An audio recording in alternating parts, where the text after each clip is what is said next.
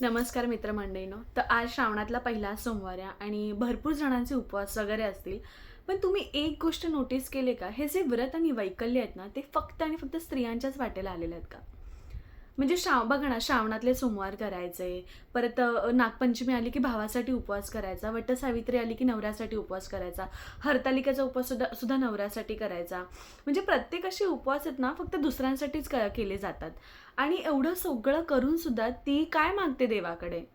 की माझ्या नवऱ्याला आनंदात ठेव, माझ्या नवऱ्याला सुख शांती दे, माझ्या मुलांना सुख शांती दे, त्यांची बढती कर, त्यांना आयुष्यात कधी कुठे संकट येऊन देऊ नको दे, आई-वडिलांना सुखात ठेव, दादाला, वहिनीला, म्हणजे सगळ्यांना नीट व्यवस्थित ठेव. फक्त म्हणजे दुसऱ्यांचा विचार, दुसऱ्यांना सुखात ठेव. ती कधी स्वतःसाठी कुठली गोष्ट मागते का? उपवास करते तर. की बाबा असं कधी झालंय का, बाबा माझा आज उपवास आहे तर देवा मला असं-असं दे, असं तसं-तसं दे. म्हणजे फार विचित्र गोष्ट आहे, की आपण उपवास करतोय, पण फक्त दुसऱ्यांसाठी करतोय.